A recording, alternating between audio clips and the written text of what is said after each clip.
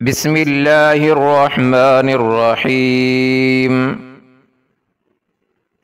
حضرت امی عائشہ رضی اللہ عنہا نے فرمایا، جس گھر میں عصر کی نماز کے بعد سورۃ اخلاص پڑھی جائے تو پھر وہاں کیا ہوتا ہے؟ جاننے کے لیے اس ویڈیو کو مکمل دیکھیں اور اس چینل کو سبسکرائب کریں۔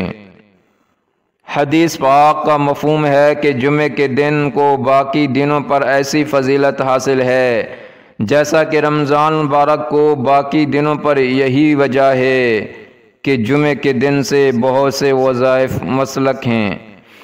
ظاہر بات ہے کہ جتنے مبارک اوقات ہوں گے ان میں کیے گئے اعمال بھی اتنی ہی برکت و فضیلت والے ہوں گے۔ سورۃ اخلاص بڑی فضیلت کی حامل ہے۔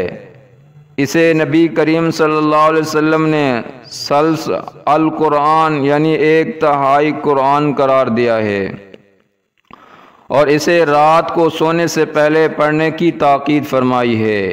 یہ 4 آیات پر مشتمل مختصر سورت ہے جو اپنے اندر بے شمار فضائل لیے ہوئی ہے، جو احادیث نبویہ سے ثابت ہے۔ اس تحریر میں ان فضائل کے بارے میں بتایا جا رہا ہے، اور ساتھ میں یہ بھی بتایا جائے گا کہ اس سورت کا آپ جمعے کے دن کیا وظیفہ کر سکتے ہیں، اور یہ وظیفہ آپ نے کیسے کرنا ہے۔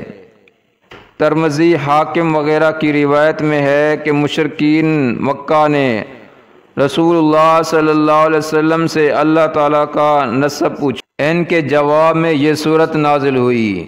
بعض روایت میں ہے کہ مشرکین کے سوال میں یہ بھی تھا کہ اللہ تعالیٰ کس چیز کا بنا ہوا ہے، سونے، چاندی یا کسی اور چیز کا؟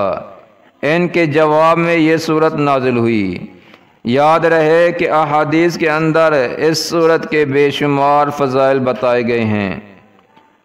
ان میں سے چند فضائل یہ ہیں۔ ترمذی نے حضرت ابو ہریرہ سے روایت کیا ہے کہ ایک مرتبہ رسول اللہ صلی اللہ علیہ وسلم نے لوگوں سے فرمایا کہ سب جمع ہو جاؤ، میں تمہیں تہائی قرآن سناؤں گا۔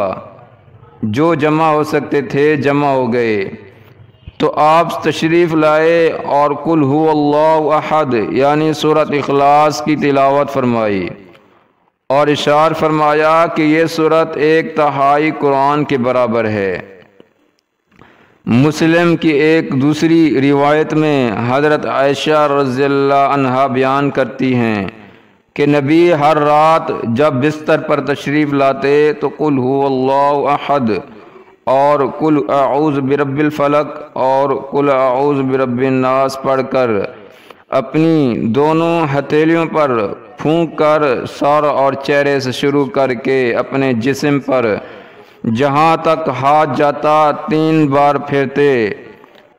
عائشہ رضی اللہ عنہ بیان کرتی ہیں کہ نبی نے ایک شخص کو لشکر کا امیر بنا کر بھیجا تو وہ اپنے لشکر والوں کو نماز پڑھاتا اور اس میں ہر رکعت میں سورۃ اخلاص پڑھتا۔ جب وہ واپس پلٹے تو انہوں نے اس کا ذکر نبی سے کیا۔ نبی فرمانے لگے، اس سے پوچھو کہ یہ کام وہ کس لیے کرتا تھا۔ انہوں نے اس سے پوچھا تو اس نے جواب دیا، اس لیے کہ یہ رحمان کی صفت ہے اور میں اسے پڑھنا پسند کرتا ہوں۔ تو نبی فرمانے لگے کہ اسے یہ بتا دو کہ اللہ تعالیٰ بھی اس سے محبت کرتا ہے۔ وظیفہ اس کا یہ ہے کہ ہر جمعے کو جمعے کے بعد اس سورت کا جتنا زیادہ ہو سکے ورد کیا جائے۔ اول و آخر درود پاک 11 مرتبہ ضرور پڑھا جائے، اور پھر اللہ سے رو رو کر گڑ گڑا کر عاجزی و انکساری سے دعا کی جائے۔ اللہ تعالی ہمیں سب کو عمل کی توفیق عطا فرمائے۔ اس ویڈیو کو زیادہ سے زیادہ شیئر کریں اور اس چینل کو سبسکرائب کریں۔ جزاکم اللہ خیرا۔